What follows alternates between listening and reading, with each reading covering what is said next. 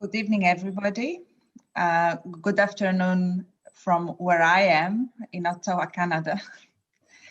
My name is Agnieszka Wejnar, and I'm the coordinator of New Europeans in North America. And I'm very, very excited to moderate tonight the talk by Ruby Ziegler, Who Decides My Right to Vote? This is a talk in the series of reflection on the future of Europe, which is organized by New Europeans every month. And in this series of talks, we reflect on issues of concern to EU citizens wherever they live. So I invite you to follow us on live stream on Facebook and YouTube, and please join to hear more. So today with me on our panel, we have, of course, the star of the evening, Professor Ruby Ziegler, who is Associate Professor in International Refugee Law at the University of Reading, among other positions. And he's the expert on international law, and he will take us through his presentation and the journey. We have also Jaap Hoekasma, the director of Eurono. We have Dimitris Ballas, the professor and chair of economic geography at the University of Groningen. And we have, last but not least, the Dimitrios Giannolopoulos, the chair in law at Goldsmiths University in London, and also the director of think tank focusing on European issues. So I would like to introduce a little bit how the event will develop. So we will start with the presentation by Ruby. Then we will move to panel with the discussion. And then in the last part of the event, we will move to the questions and answers from Facebook, from our public. And this will be brought to us by Roger Casale from New Europeans. So I propose that we start without further ado. And Rovi, the floor is yours.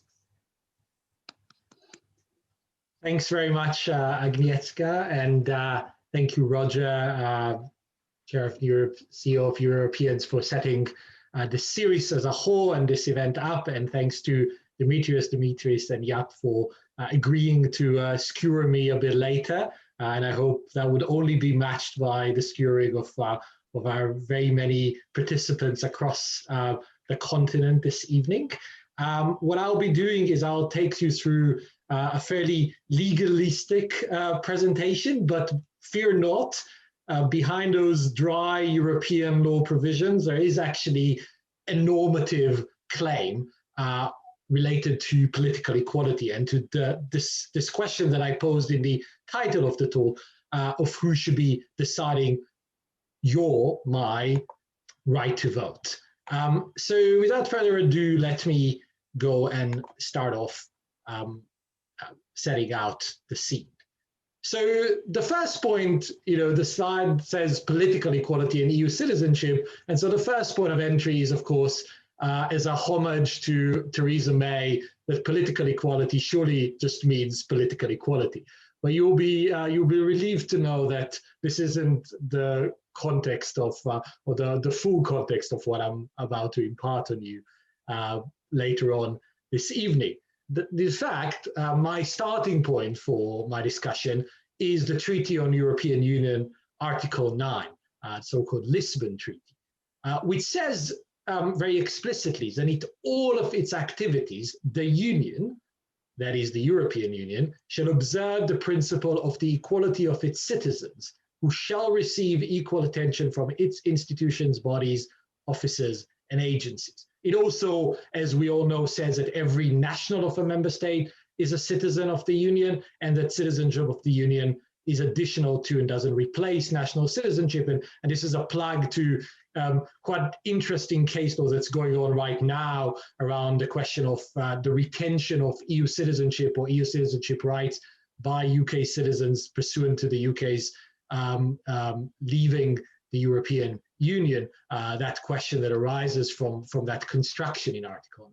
But for our purposes and for this evening, the focus of our discussion are those who are very clearly and indisputably citizens of the member states, of the 27 member states of the EU, and as a result, EU citizens. And for those people, the Chen case or the Glazecik case has said famously that citizenship of the Union is intended to be the fundamental status of nationals of the member states, right? So that is where we depart. And the overall claims that I make in this talk, there will be later on 6 sub-claims that derive from this overall claim. But the overall claim is as follows, that the European Parliament is a union institution. I hope that's not too controversial. But from that follows perhaps a slightly more controversial statement, which is that the member states are acting on behalf of the Union rather than in their own right or in their own competence in administering the electoral process to the European Parliament.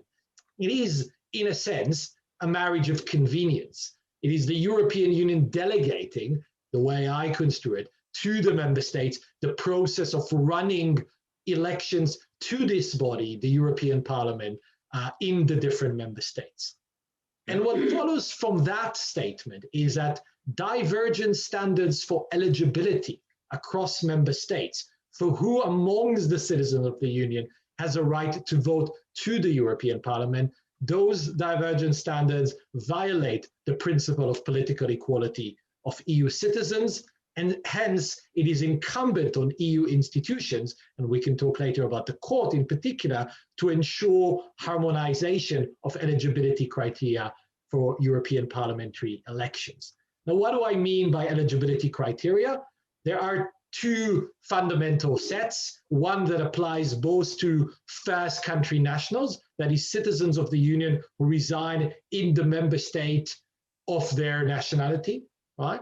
And to second country nationals, that is EU citizens who are mobile EU citizens, who have moved to another EU member states. And within that category, very notably, the main category of contention is that of convicted adult citizens, or often discussed in the literature as prisoner voting debates. The second is issues around mental incapacity. And the third is the voting age. On all of these fronts, there are divergent approaches in the different member states, usually derived from the fact that their own national legislation in respect of their own national elections treats those categories differently. Some allow all prisoners to vote, some allow no prisoners to vote, for instance, and then they take that proposition and they transpose it into the European parliamentary context. And the consequence of that is divergent approaches between the different member states when it comes to the right to vote to the European Parliament. So it means that if you committed the same offense in Bulgaria and in Sweden you won't lose your right to vote to the European Parliament. In Bulgaria you will, and that applies even if you are a Swede who committed this offense in Bulgaria. You would still be disenfranchised in Bulgaria, whereas in Sweden, on the same grounds, you would be entitled to vote. I argue, as I say later, that this offends political equality. And then the second kind of prototype of eligibility restrictions, which I think Agnieszka is an expert on and we'll talk about later on this year, is that of non-resident citizens who live outside the EU, that is in third countries, by the way, sadly, now including the United Kingdom. So on all of these fronts, there are very divergent criteria. And I just highlight here on some slides the disparity specifically when it comes to convicted adult citizens. We can see that in some countries, there is a legal ban, de facto or de jure. In some countries, there is full rights for prisoners or convicted adult citizens. In others, there is a de facto partial enfranchisement, and that creates a very problematic disparity. I'm very happy to share this table later on with anyone who's interested. So what are my then 6 subclaims that arise from this wider framework?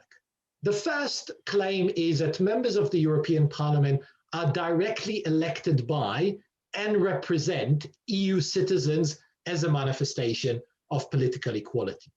Right now, this follows directly from the language of Article 10 on the Treaty of European Union. It says that the functioning of the Union shall be founded on representative democracy in Section 1. It says that citizens are directly represented at Union level in the European Parliament, and it says that every citizen shall have the right to participate in the democratic life of the Union. It also talks about political parties. Now contrast this language. Article 14 says a similar thing, right? It says that the European Parliament should be composed of representatives of Union citizens, and it also says that members of the European Parliament shall be elected for a term of 5 years by direct universal suffrage, right? That phrase that speaks to the fact that this is a direct election and that the suffrage in this election, the default position is that all citizens should have the right to vote. Now, contrast this with what has happened prior to the existence of the European Parliament, and indeed prior to the existence of the Treaty on European Union. In the treaty establishing the European communities, which preceded the European Union Treaty, or the Treaty on European Union, the language that was used was different. It spoke about the representatives of the peoples, plural, that is the nations or the country of the states that are brought together in the community shall be elected by universal suffrage. So the emphasis very clearly shifted, first in the Maastricht Treaty, subsequently in Amsterdam, and most notably with the Lisbon Treaty, to a focus on the direct link between an individual citizen and the member state and their representatives, in the European Parliament. That is the link between the members of the European Parliament and their electorate, the citizens that they represent. So the second thing that follows from this claim is that when they are conducting European parliamentary elections, member states are implementing EU law. And that applicability of EU law entails the applicability of the fundamental rights that are guaranteed by the Charter. This is famously a quote from the Franzen case concerning issues around taxation and fundamental rights in Sweden. And in the case in the Court of Justice, which I will come later to criticize on a different angle, but on this note, the case or the court, if I may say so, got it right.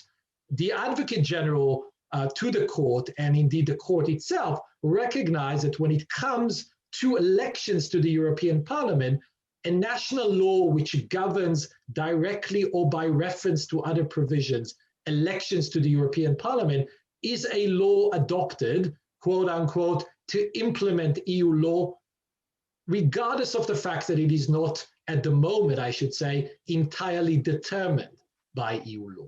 So this is an area of operation of EU law. And so what member states do in their domestic legislation, when they pass legislation that restricts or regulates the right to vote for the European Parliament, what they are doing is they are implementing EU law, and therefore what they do is then subject to the provisions of the Charter of Fundamental Rights. Because the Charter of Fundamental Rights I'll come back to this slide, in Article 51 says that it is only when member states implement union law that the provisions of the Charter are addressed to them. right? That was a big debate at the time of the adoption of the charter. Was, I have to say to some national shame, was one of the influences of the United Kingdom in making the charter not generally applicable to anything the member states do, but only applicable to things the member states do implementing EU law. But nevertheless, in this context, in the context of the European parliamentary election, they clearly are implementing EU law. And why? And what is the relevant charter provision then? The relevant charter provision is Article 39(2) of the charter, effectively repeating Article 14(3) of the Treaty on European Union, saying that members of the European Parliament shall be elected by direct universal suffrage in a free and secret ballot.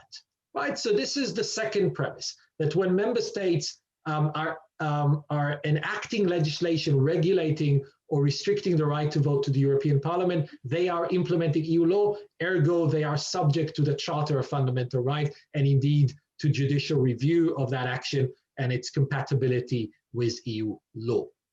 The third claim then is that eligibility questions for the European Parliament often will involve second country nationals, but they can also be quote unquote purely internal. In other words, they can also be the sorts of questions which do not require any form of cross-border movement. And this was the case in the Delvigne case, right? The Delvigne case was a case of a French national who was convicted of a criminal offense and as a result was disenfranchised in European parliamentary elections. He didn't move to any other European Union state.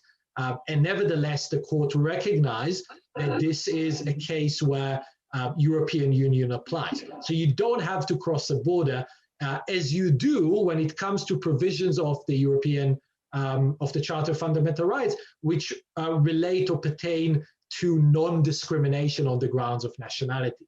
So relates to the fact that you should have national treatment. You shouldn't be treated in an inferior way to nationals of the member state to which you have moved. Those sorts of provisions require you to move. This sort of provision does not, right? And this isn't the first time the European Court of Justice recognized this sort of scenario. It recognized it in the Zambrano case, which concerned national or a third country national who had children who were nationals of a union member state. They never lived in a different member state, so there was no cross-border movement. And nevertheless, in that case, the court found that EU law precludes national measures which have the effect of depriving EU citizens, in that case the children, of the genuine enjoyment of the substance of the rights that are conferred by their virtue of their status as EU citizens, right? So the notion that something can be purely internal is absolutely built into the system, and not to shame him, but just to, I think, illustrate just that profound misunderstanding of the way EU law functions. Martin Ho QC, in evidence that he gave after this Delvigne case to the House of Lords Select Committee on the EU, to its Justice Subcommittee, has said that he was completely unsurprised by the decision of the Luxembourg court in the Delvigne case in effectively expanding the scope of this provision of the Charter from its intended application, which is to do with the rights of citizens of other member states, into the internal relations of citizens of France with the French state and the electoral system. Now, this is a profound misunderstanding, in my view, of what regulating in France, elections in France to the European Parliament is. This is not the internal relations of citizens of France with the French state. It isn't the French state that is represented in the European Parliament. It is those citizens, and there isn't an overlap between the citizenry of France and those who represent the different areas of France in the European Parliament. By definition, you will include lots of second country nationals, and you will preclude lots of French people who live elsewhere in the EU. So to me, that's that's kind of a sad reflection on some fundamental flaw in understanding of the purpose and the way in which the European Parliament functions. So this was the third claim.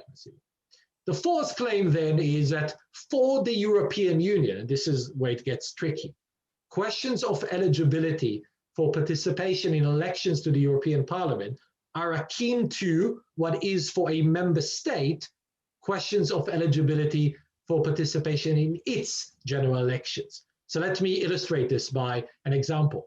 So for the United Kingdom, or for Germany, or for France, or for Spain, the question of eligibility for elections of its national parliament is one where you would expect to see harmonization across the nation, across the country. You would expect that if the position in, I don't know, Spain is that all 18-year-olds and above can vote, then it wouldn't differ between different areas of Spain.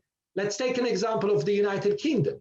The eligibility criteria for the Westminster Parliament are not different in Scotland and Wales, in Northern Ireland, or in England. They are the same.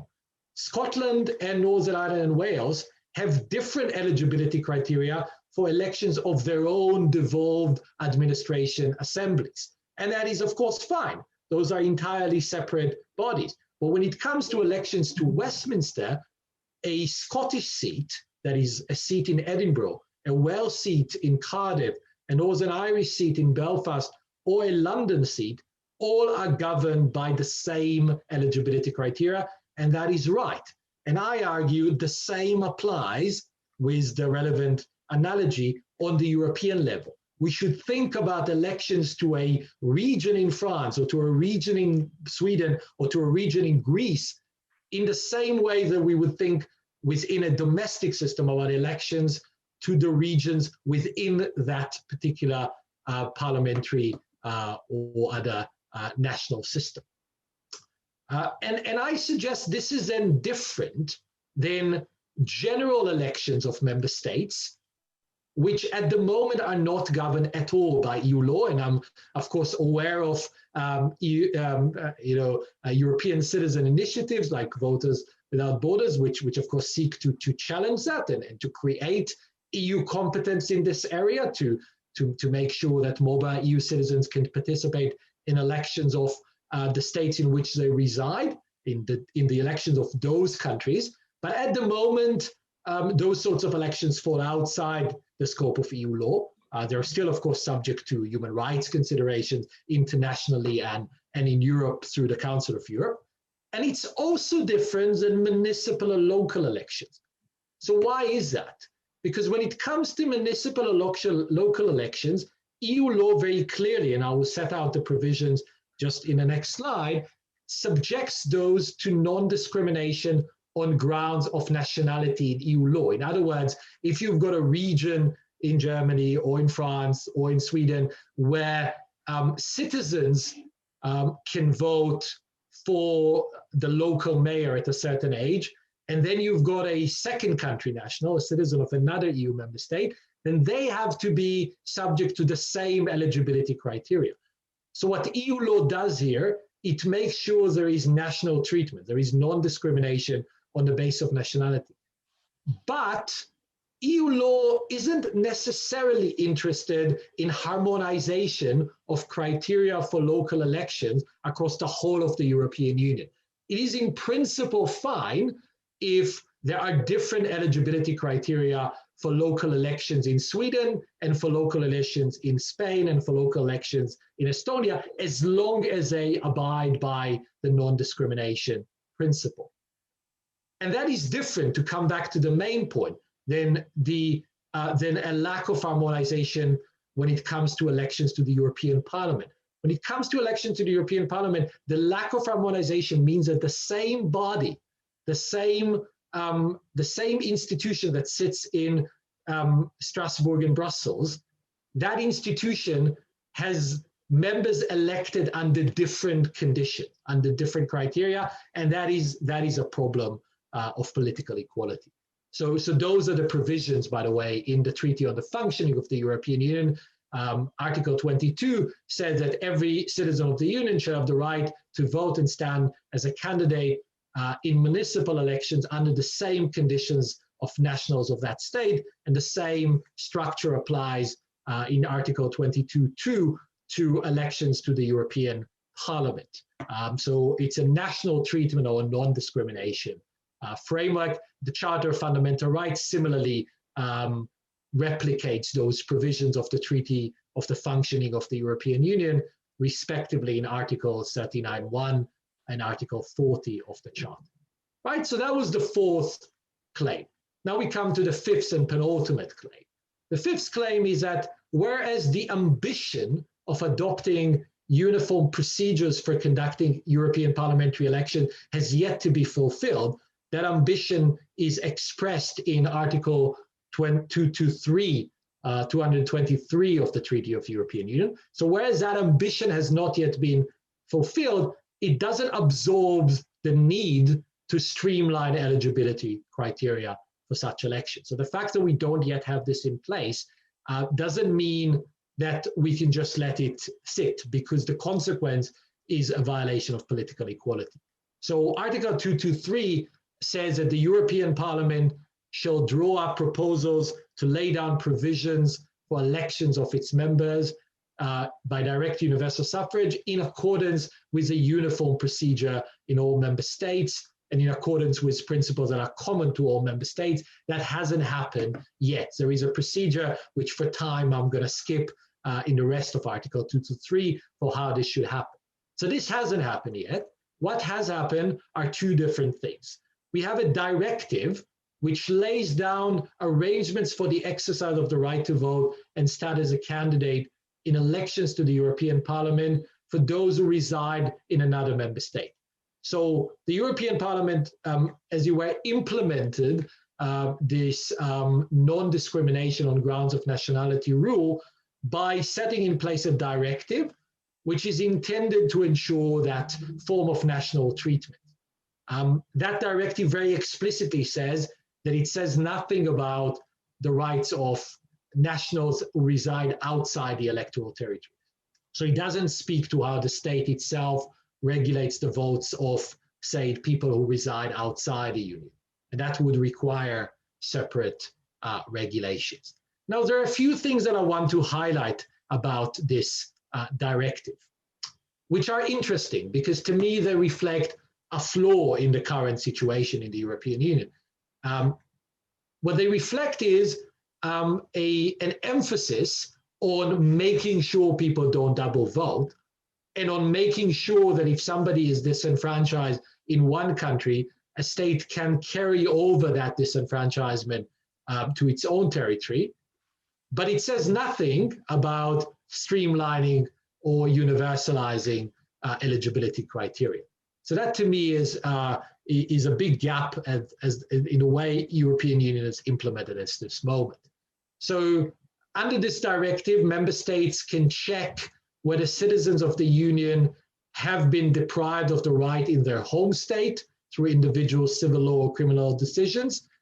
It also requires the issuance of a formal declaration that states that somebody will only exercise the right to vote in the member states of residence. And famously, people will know New Europeans has been very active, sadly, both in 2014 and in 2019, when many citizens of other EU countries living in the UK were effectively disenfranchised in those procedures, the so-called Vote Denied campaign that our organization has run.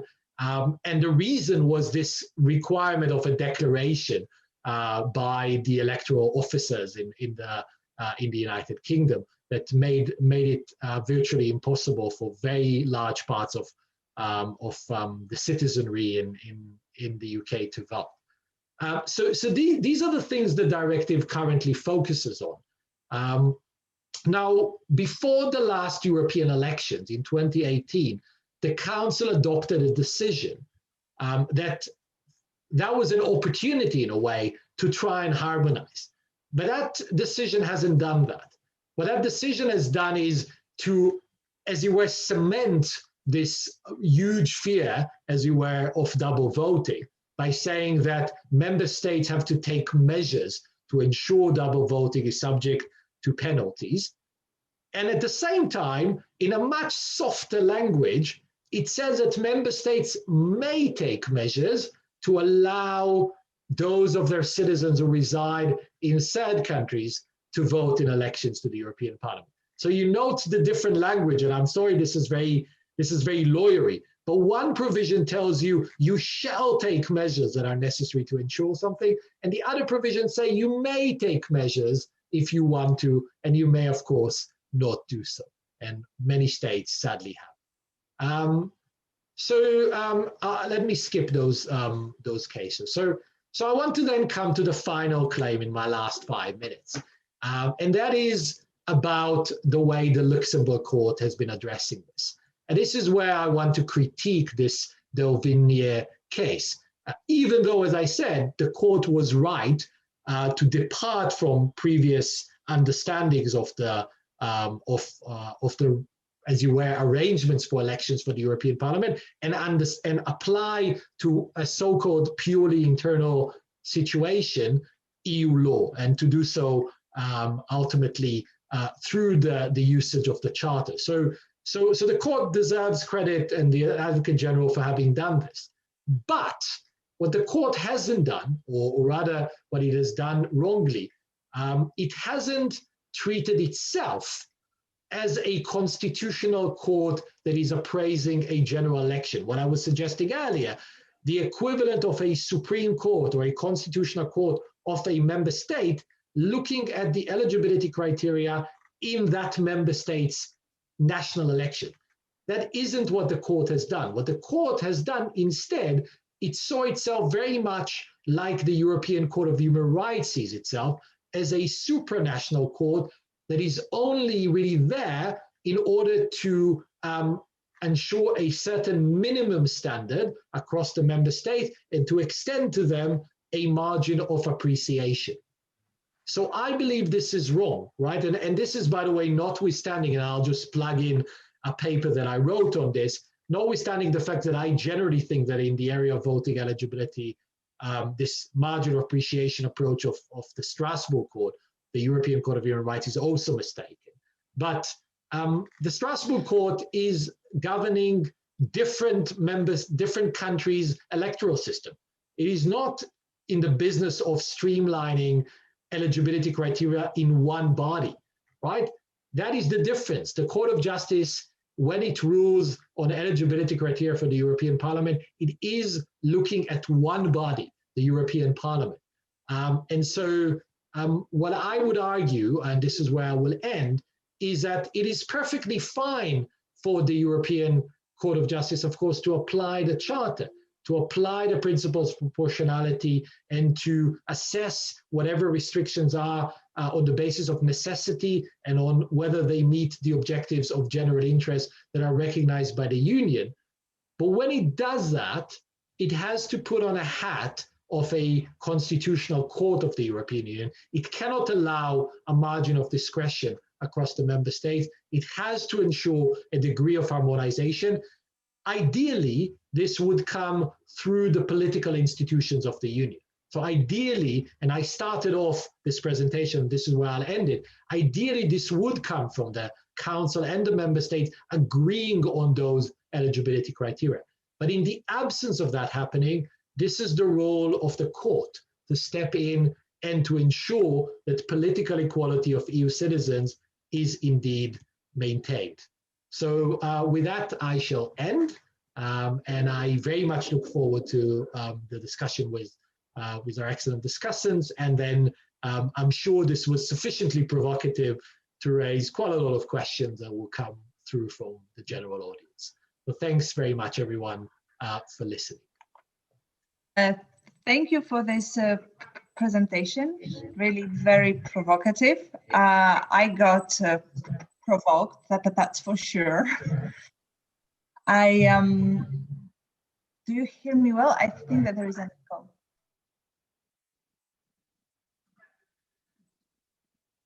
Okay, is it better now? Then, yeah?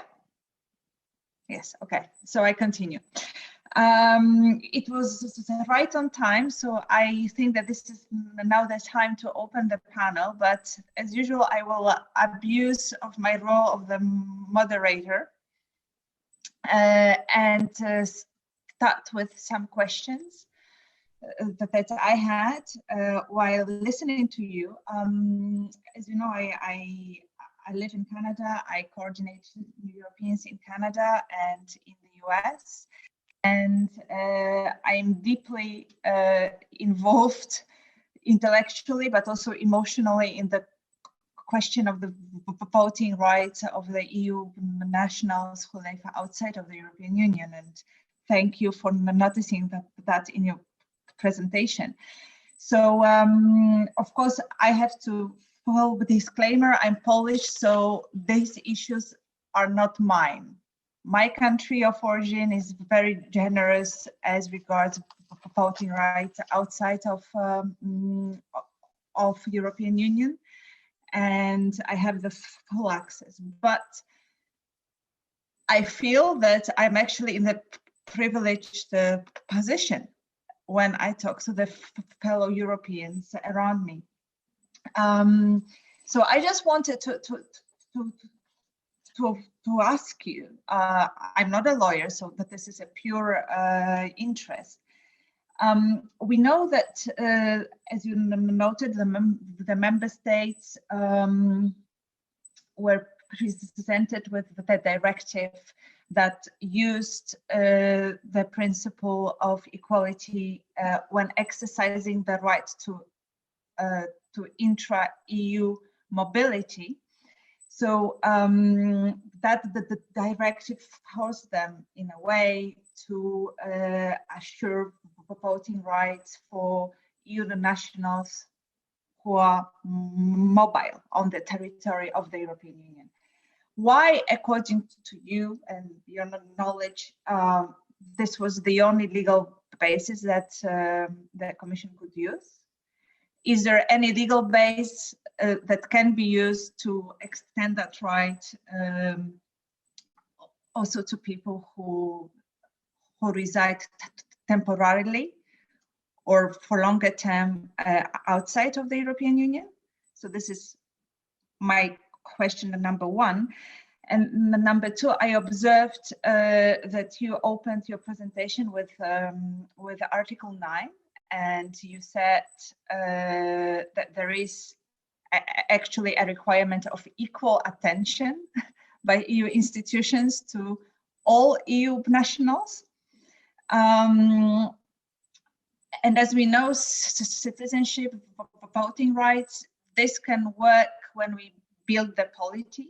So in the case of the European Union territory, this equal attention happens through the EU level initiatives that raise awareness, for example, about European elections, whereas nothing of this sort is offered outside of the European Union. So people who live outside do not get the equal attention.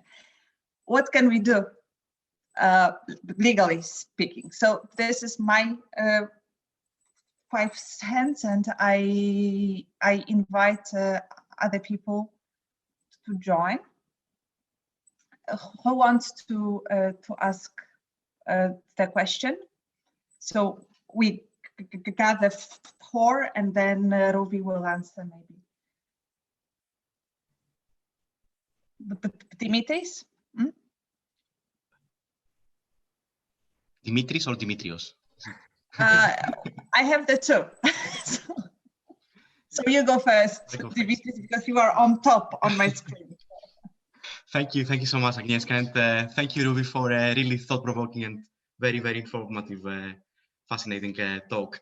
My question relates to a certain extent to the economic side of this, the taxation without representation perspective, and I would like to refer to really excellent initiatives and organizations like, for example, the Voters Without Borders initiative and coalition, which I think New Europeans is also part of, that campaign for EU citizens across the continent. They EU citizens like myself, they who don't live in the country of origin, they work, contribute with taxes, sending, using services from the same service as the national neighbors. They send children to school and so on and so forth, but they cannot vote in the national elections. You mentioned, you gave a brilliant overview of the rights, but the question is, I mean, again, I don't have a legal background, but I guess from an economic geography perspective and citizenship and identity, the question is, what would it take for that right to be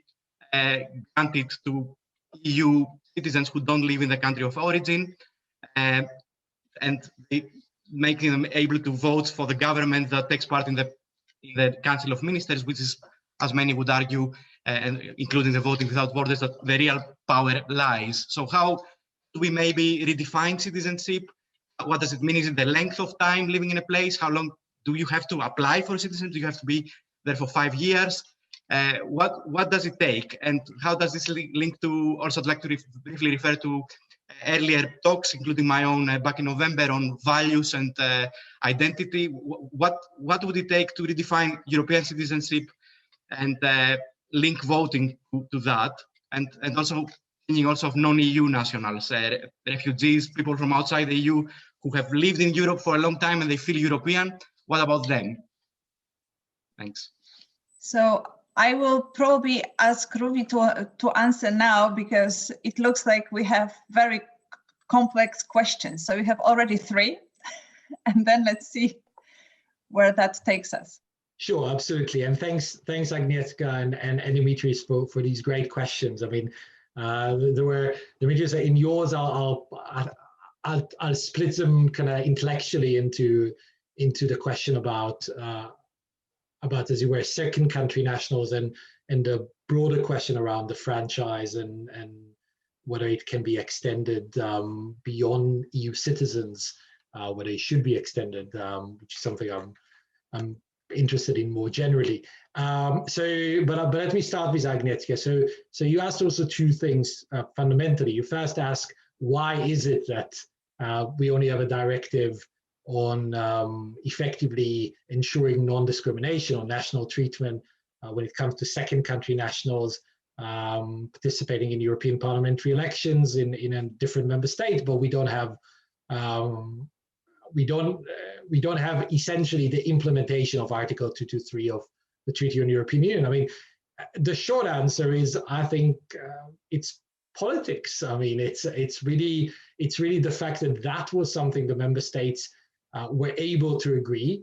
They're not able, so it seems, or not willing, and this is why I suspect what I say, I mean, I want to think is sensible and also coherent, but probably politically charged. And I think for member states to accept that they have to streamline eligibility, even if they have to only streamline it for the purposes of elections to the European Parliament, right? So you could imagine a scenario, say, theoretically, a country is very, very keen that prisoners can't vote in its national elections, but just accepts that for the European parliamentary elections, it has to grant them the right to vote. I mean, it is conceivable. You can have different standards, different eligibility criteria for different institutions, different ages, etc.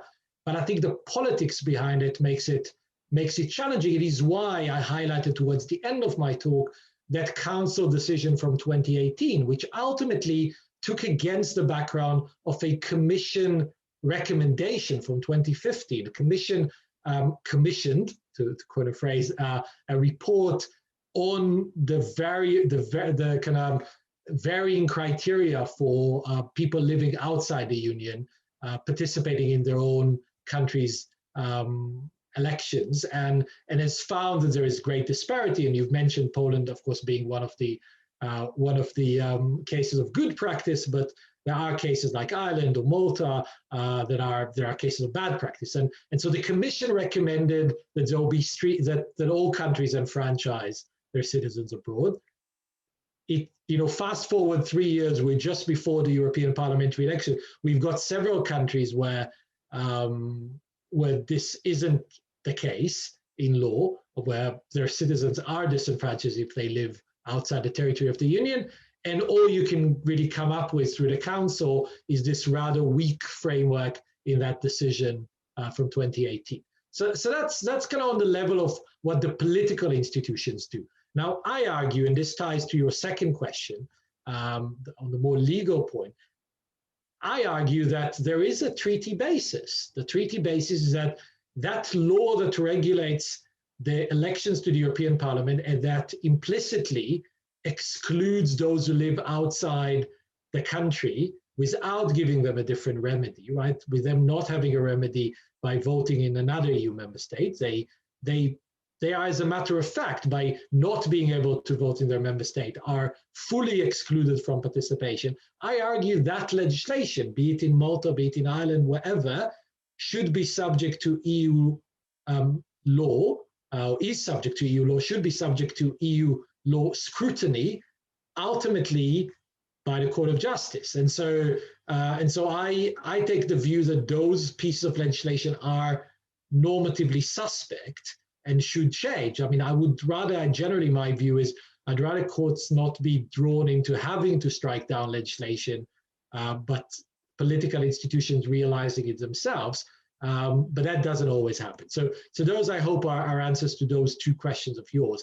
On Demetrius's question, so on taxation without representation and the notion of the ECI, the Voters Without Borders, and generally, essentially, the idea of basing voting rights for general elections, for the national parliaments of the member state, on residence rather than on citizenship.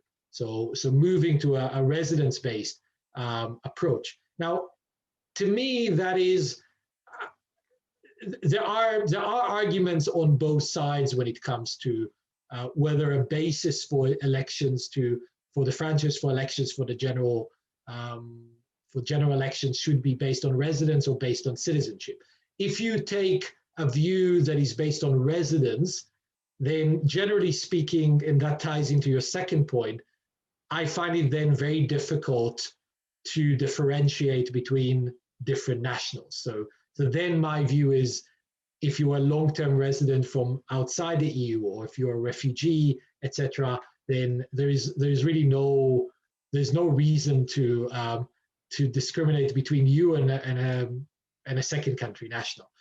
But I think the heart of the issue is, and the reason it currently falls outside EU competence, I mean, as I say, people would want to bring it inside EU competence by this ECI, but at the moment it's outside, is because it is, and I am not scared by that term, right? But many people are. This is politics again.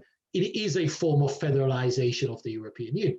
So what this essentially means is, the same way if you were to move from Connecticut to New York, you would cease to vote in Connecticut and start to vote in New York. Or in the UK, if you were to move from Oxford to Manchester, you would cease to vote in Oxford and start to vote in Manchester. Then if you move from the Netherlands to Belgium, or from Slovenia to Estonia, you would vote where you reside. I think there are strong arguments for a residence-based franchise, but I do think that probably, if that is applied to national elections, that is akin to federalization, and that may be the direction the EU should be going. I think lots of people will then ask, and this is my final point, will reverse your equation and say, is it representation without taxation? Should we then make sure taxation in all member states is necessarily fully based on residence, which in many it is, but not in all. So it will require a degree of harmonization of that idea also across member states. But it's an open debate, and I think it's a debate the EU actually must have, and to some extent the UK having left makes this debate easier. Okay, so now Dimitrios. Thank you very much, Agnieszka. Thank you, Ruvi, for a very comprehensive presentation. Lawyery, you said, a brilliant legal analysis is what you've provided. I would respond. So thank you very much for that, for penetrating a number of different sources and demonstrating the value of a lawyery approach, of looking into the detail and bringing that to the surface. Having said that, I would like to question to some extent your critique of the European Court of Justice. And I do note that you did that with a caveat that perhaps the ECJ does not necessarily have the legal basis required to push forward the type of harmonization that you would like to see. So you were saying that some important steps have been taken, but at the same time, your analysis of the constitutional foundations that the court could potentially rely upon suggests that that the court is not as has not been as bold as it could be, and you're saying it can take further steps forward. You know, correct me if I'm wrong, but that's how I understood in brief your analysis. And I would draw an analogy with an area where it has been difficult to, you know, take this kind of steps forward to try to pursue harmonization, and yet the court has done it. And I'm referring here to the area of security and criminal justice. So for a very long time, the EU institutions and as a consequence, the ECJ have been reluctant to take steps in that area to pursue harmonization.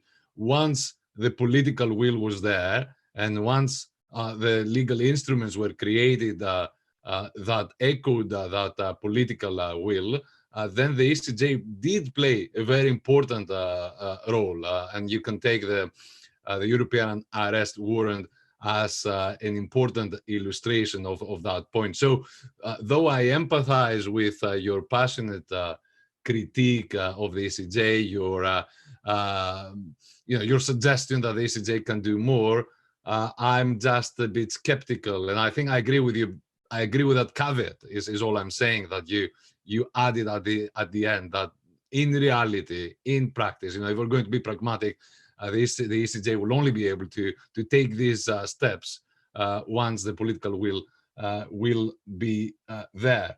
The second observation / question relates, not surprisingly, you might argue, to Brexit, and so your analysis has applied to elections to the European Parliament. It has very interestingly applied to national and local elections within member states.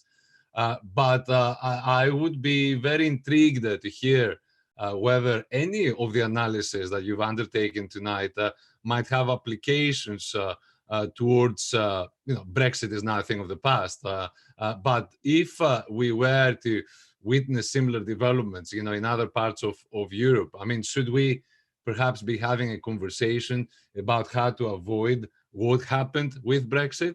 The sad fact that more than 5 million people have in a way been disenfranchised. The 3.5 to 4 million EU citizens, non-UK EU citizens in the UK, and many UK citizens in Europe have in reality been deprived of the right to vote. And so, your reflection was revolving around the idea of your analysis applying where EU law was in action. This was an area that very much related to EU law, the process of withdrawing from the EU. So I'm just wondering whether there are any developments, any thinking perhaps developing in that area to the effect of averting a similar situation occurring in the future, in the unfortunate event where you might have another member state taking the path that the UK has taken.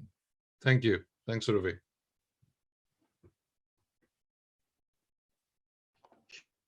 Yes, please go. Should I take those two? Excellent. Thanks very much, Demetrius.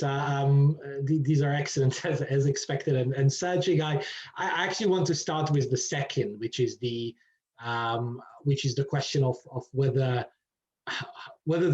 my analysis applies to a situation like the Brexit referendum. And my short answer is that it absolutely does. And I, in fact, unsuccessfully, in a academic context and other people in a judicial context or in a judicial review context, unsuccessfully argued this before the referendum.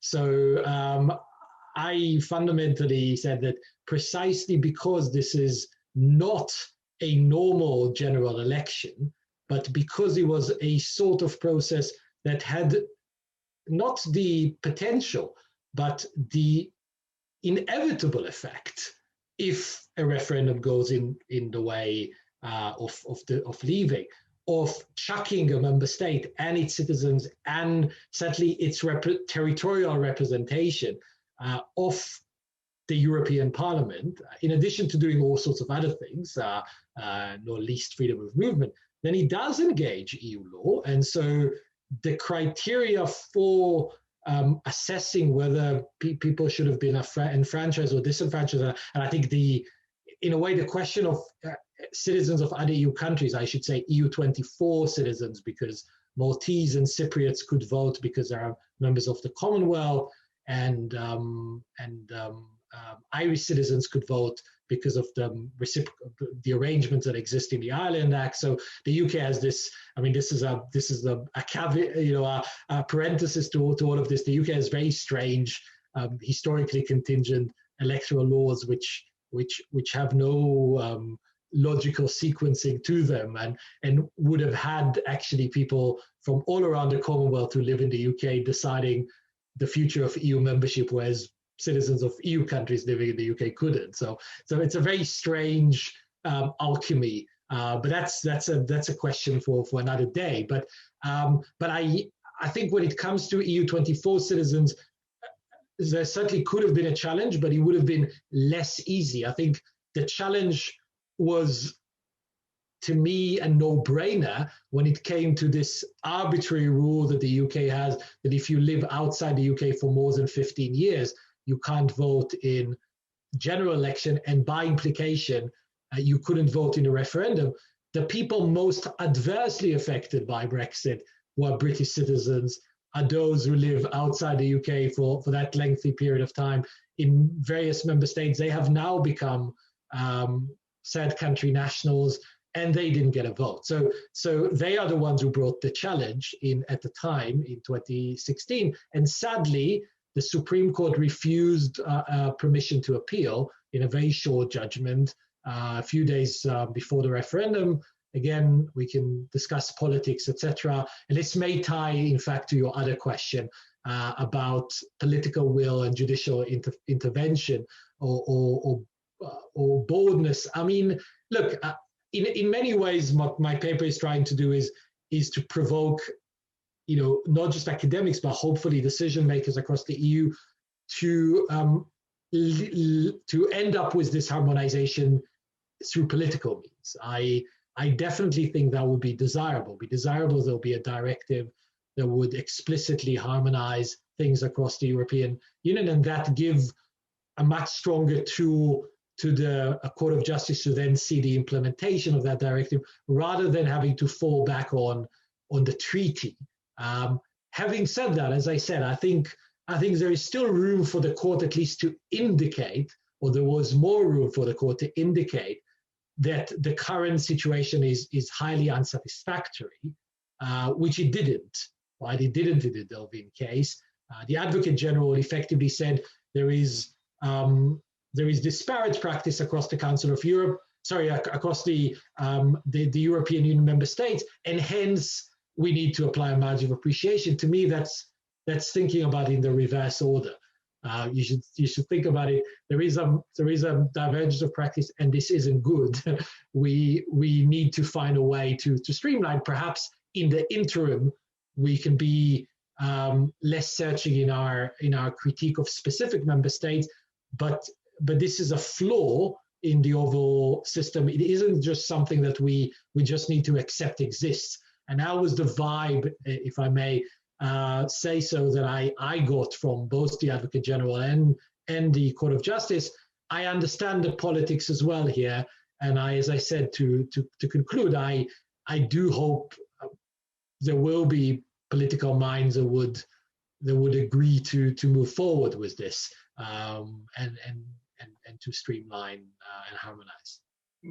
Chair and Ruvi, may I quickly follow this up by offering the following wider reflection? I mean, the identification of lack of harmonization that your paper and wider analysis have identified, in a way shed light on the nature of the right to vote itself.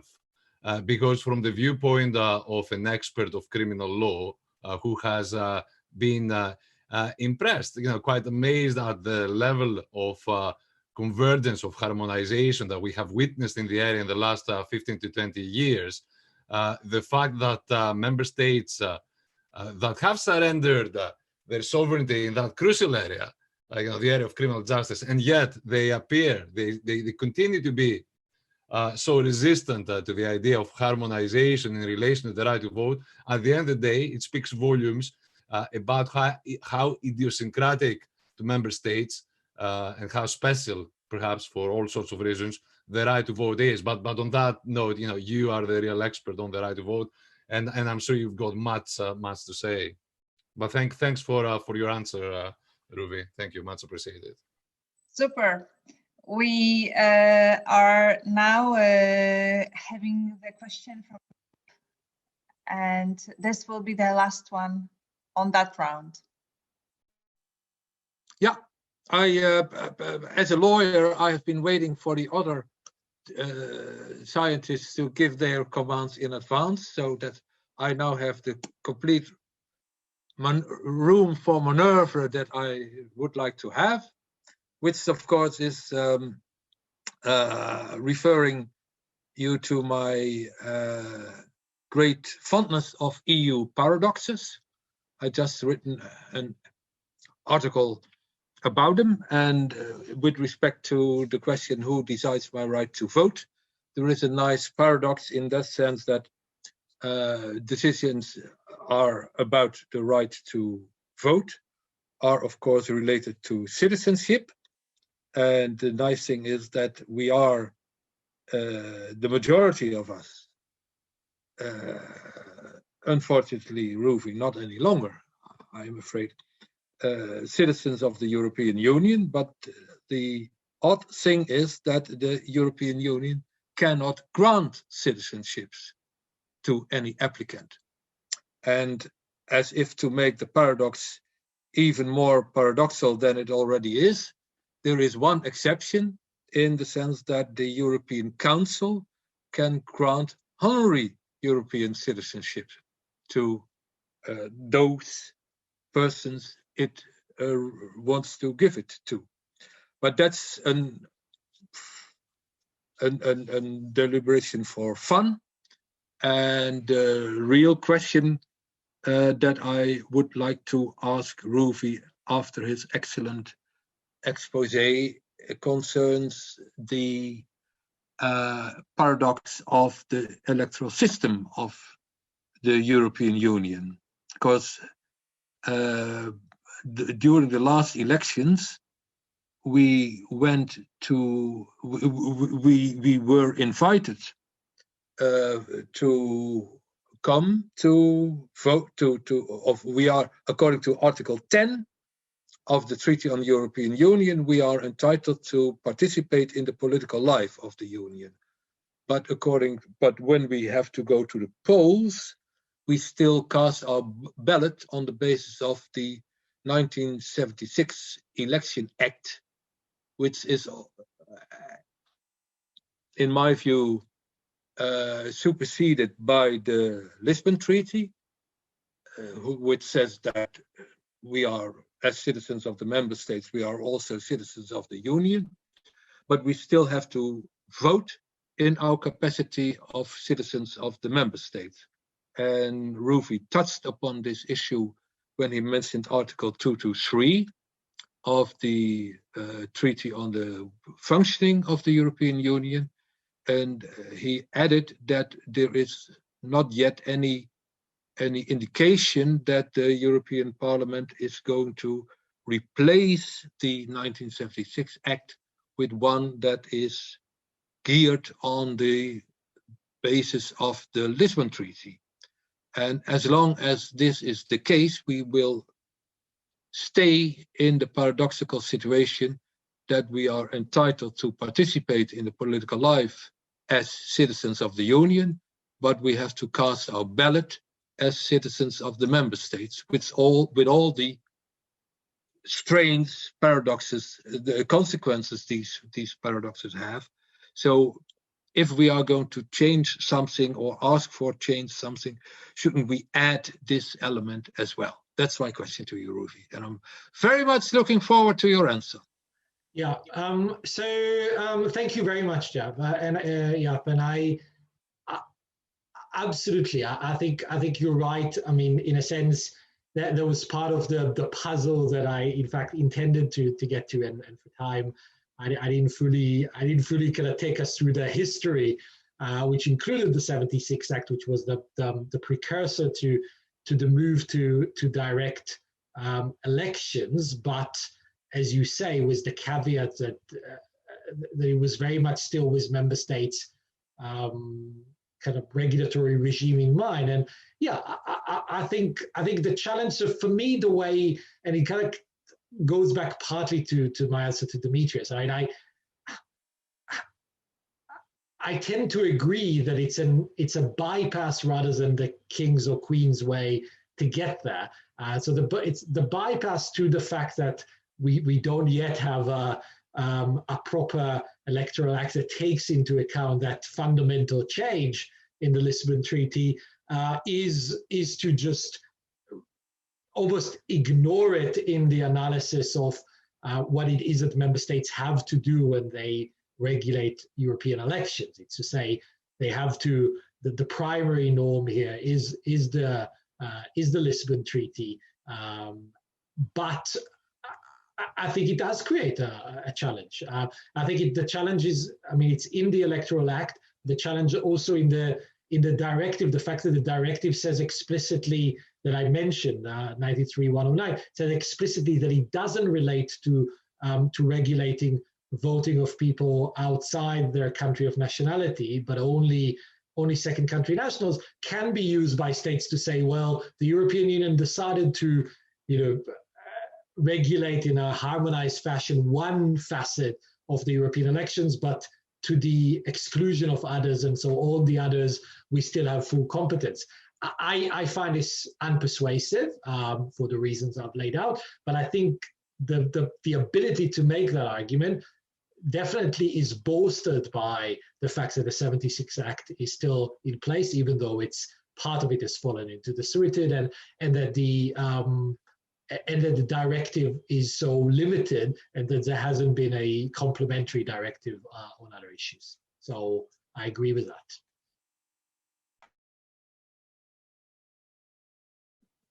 Okay, I think that we are at the time where I have to close this part of the panel. And I just want to say, as I always do, that I personally feel very much uninvited to participate in the European Union political life, as being outside. I feel forgotten and left behind. So, but now I wanted to invite Roger Casale, who will share with us some questions from the audience. Thank you very much indeed, Agnieszka, and to all our speakers, and thank you also to our Facebook audience. And I have to say, we have a very international audience, and we have an audience that has been very excited by the amazing discussion that we've had this evening so far. But if you thought, Agnieszka and Ruvi, that the level of questioning was going to drop off as we go out of the room with our experts and into the universe of social media, I have to disappoint you. We have some fantastic questions coming in from Facebook, and here's one from Roxana, and her question is, what are the policy differences between the right to vote and the right to stand for office? Ruby talked about the rights we have to vote and stand in municipal elections, for example, as EU citizens, but what are the policy differences between the right to vote and the right to stand? Agnieszka, do you want more questions, or is that, do you want to take them one by one? A second question, okay. So we have a question from Elsa, who is Danish, And Elsa says, how come Brits living in France have lost their right to vote in local EU elections after Brexit, while in Denmark they can vote in such elections? Is that not unfair? I have the sense that that's a little bit of a trick question as well, but it's a very good one, isn't it? Back to you, Agnieszka. Back to Ruvi, I would say. Brilliant. Okay, thank you very much. Thanks to Roxana and Elsa for these questions, to Roger for fielding them. So on the first question, so there are two layers of analysis of that question. So the first is, should in general, are we comfortable, and you know, Demetrius alluded to the fact that I do issues around the right to vote, or electoral law more generally, and not just in an EU context. I mean, there is a challenging question of should criteria or eligibility criteria for voting be the same as they are for standing, assuming somebody who stands effectively represents, and you want perhaps the best representation for coming or emanating from the body politic. So there may be arguments for them being the same, and there may be arguments for them being different, right? That, in a sense, that is an important normative question, but it is a separate one to the question of whether there should be harmonization across the European Union. So I'm going to duck the first question, because I think I haven't discussed, even in my wider presentation, what should be the eligibility criteria, right? I am very happy to talk about this, but this is a different talk. My view is that the same way there is harmonization of who can vote, there should also be, for the very same reason, harmonization of who should be able to stand for election. So those criteria should also be streamlined. I have taken the right to vote as, in a way, the easier case, because those were also the cases which were brought to the courts. But I think the same logic and rationales would apply. So that's, I hope, a pretty unequivocal answer to that question. The second question is more complicated, and it relates to the fact that in the withdrawal agreement, sadly, there was no, the withdrawal agreement of the United Kingdom from the European Union, despite campaigns by New Europeans and others, there is no mention of retention of voting rights for those quote unquote former EU citizens, or for those citizens of the United Kingdom who live elsewhere in the European Union, or live in the European Union, and formally were able to exercise the right to vote and the right to be elected. There were quite a lot of British mayors in France and various other places, and those were potentially taken away. So in the absence of that being regulated by the withdrawal agreement, and in the absence of a treaty change that makes the regulation of municipal or local elections more generally subject to EU law, the only elements in which EU law addresses the question of local or municipal elections is to the effect that there is a discrimination on the grounds of nationality between citizens of member states. So in your example, France generally does not allow citizens of third countries to vote in local elections. It allowed Brits to vote because they were EU citizens. It allows other EU citizens to vote, but it doesn't allow, I don't know, Nigerians or South Africans or Brazilians. And so from France's perspective, they treat Britons the same way they treat anyone from outside the EU. Denmark takes a different view when it comes to participation in local elections. It's based, to go back to Demetrius's point, it's based on residence, a certain period of residence. And so to the extent you fulfill that period of residence, you can vote. The European Union hasn't harmonized this generally, and that may be arguments for against that on the federalization point that I made earlier, but it could have left the overall question or the general question unresolved. So it could have decided not to regulate it generally, and to nevertheless regulate it specifically for those former EU citizens, for British citizens. I say in this case, it's not the royal we, it's actually we New Europeans think they should have done this, because the situation of Britons is different than the situation of other third country nationals. They were EU citizens. Some people argue they may still be. I mean, that's the case I alluded to at the start.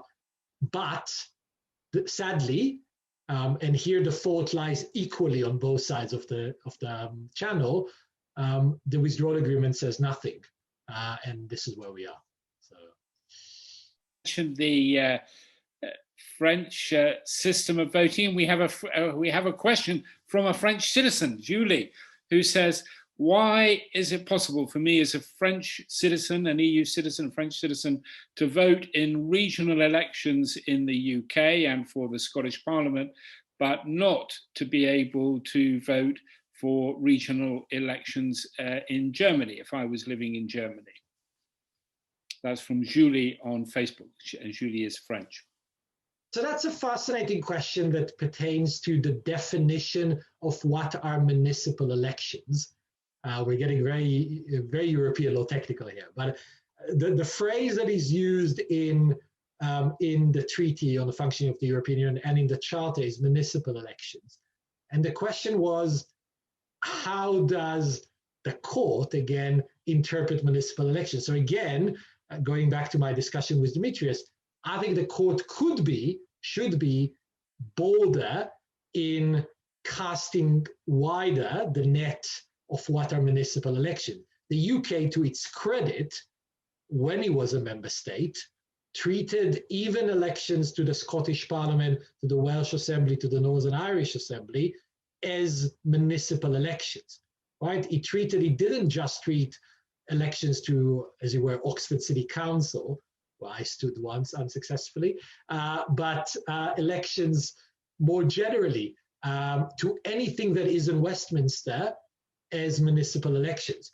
Germany, to the best of my knowledge, took the almost opposite approach and basically left it at the, I'm not against the importance and the meaningfulness of bin collection, but almost at the level of only dealing with bin collection issues and to the exclusion of anything else. And that is why in German regional elections for the Länder, you cannot vote if you're a citizen of another EU country.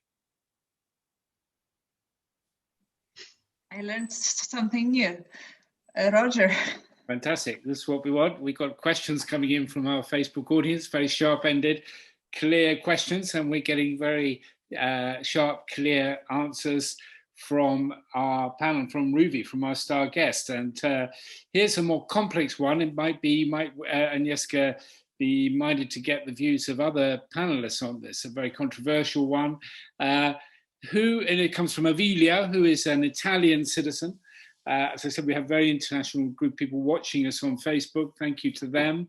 And she says, who is to blame for the vote denied scandals of 2014 and 2019? Maybe we don't have time left to cover that in detail, but who were the villains of the piece where 1.7 million citizens were denied a vote? Who does Ruvi think is to blame? Well, 2014, I think, is more complicated. I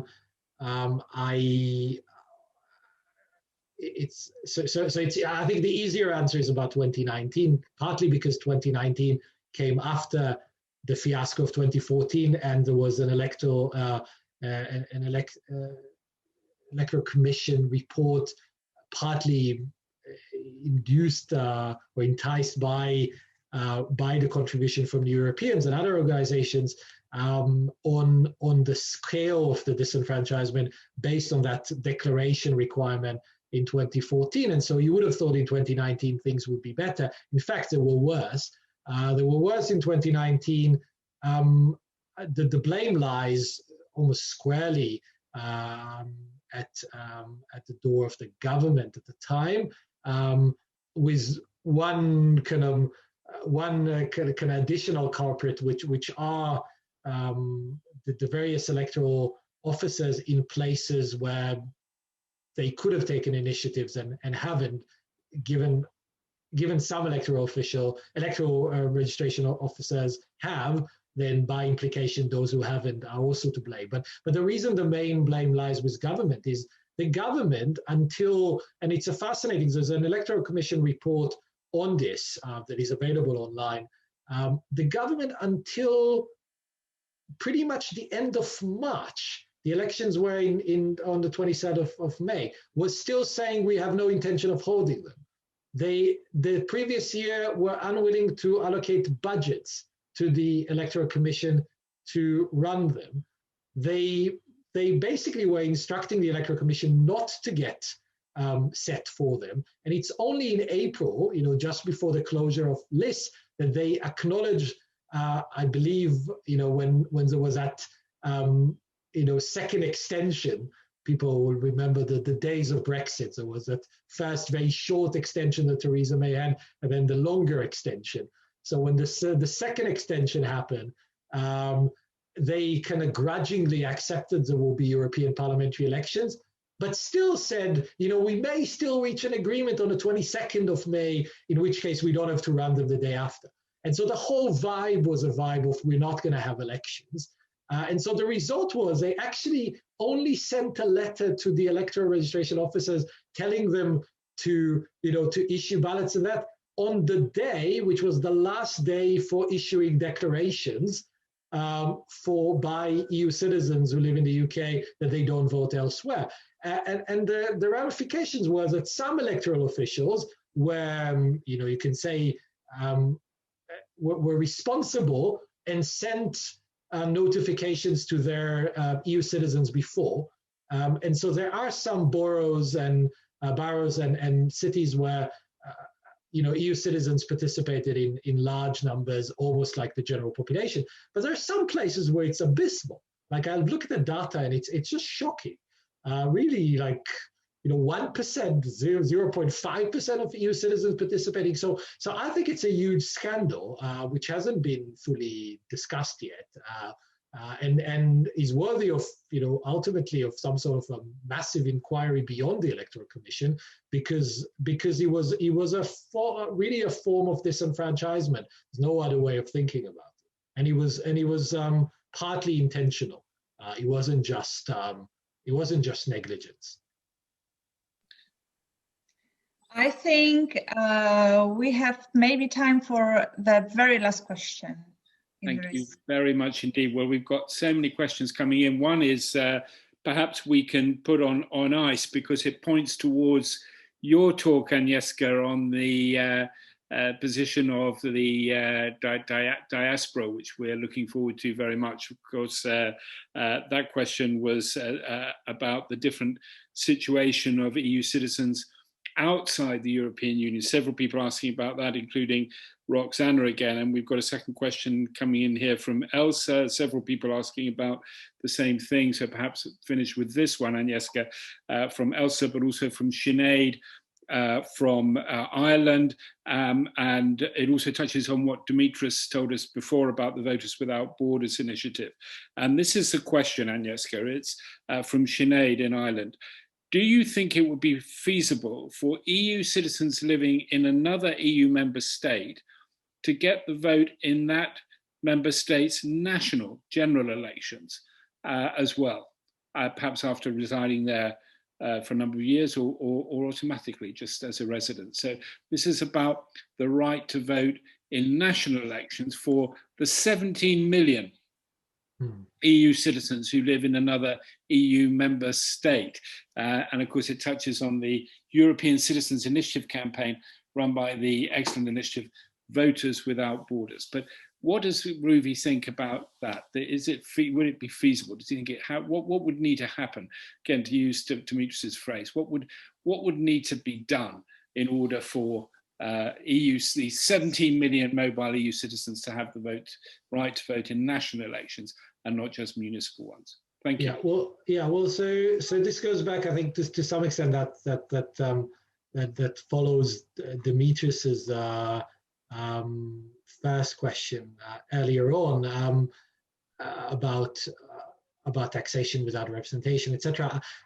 So there are two things that could happen, right? One is some sort of an incremental approach where there is localized pressure in specific jurisdictions on extending the vote beyond citizens to residents. I would argue then, probably to echo the point I made earlier to Dimitris's point, I think then it would be justified to base it on long-term residence, perhaps 5 years, which is generally how the European Union classifies long-term residents for third country nationals, and say at that point in time, you acquire right to vote in the elections of that country wherever you are from.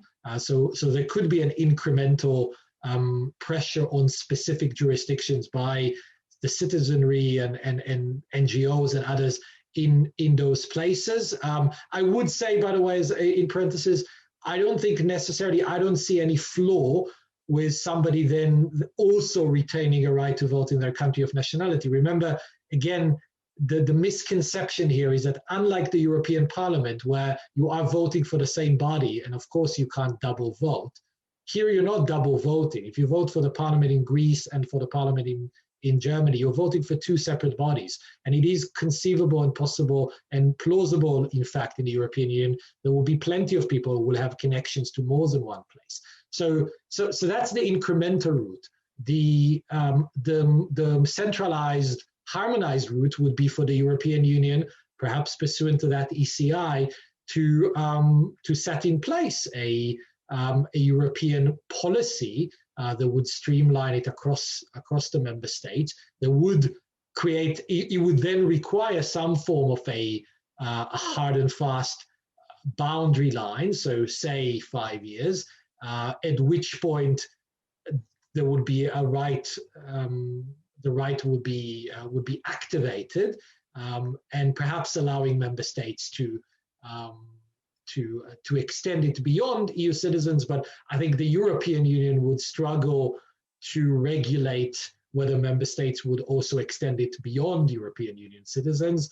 I think member states would find this a bit, going back to Jacques' earlier point about citizenship and nationality. If there's one thing the member states are particularly guarding jealously, is their own citizenship, right? It's the question of who becomes their own citizen. So I think on that level, they would be very reticent for that to be touched. But I do think, like, if you ask me on a realistic perspective, I think realistically it's more likely to happen incrementally, although I very much hope the ECI works and is successful in bringing this to a debate, which it deserves. I think if we look at the trajectory over the last 20, 30 years, there is actually an expansion of residence-based voting, at the very least on local election level, in many parts of the world. South America is a very good example.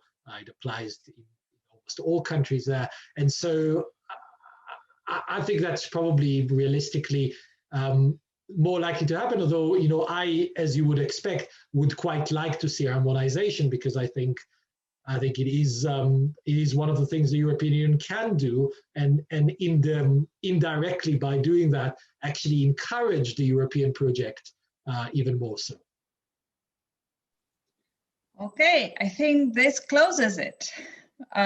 Thank you everybody for being with us on the panel, so our panelists, and thank you everybody watching us, so our audience. And I would like to invite everybody for our next event in this series. This will be on the 24th,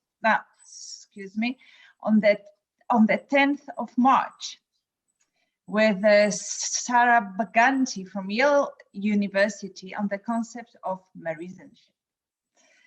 And the next talk will be on the 24th of March with Roxana Barbulescu. So as you can see, in spring we have 2 talks. We are getting energetic. And remember that you can watch the full series on the New Europeans YouTube channel and New Europeans TV. Well, and last but not least, I would like also to thank our technical staff, people who helped us through, Elmery and Elena. Thank you and see you next month.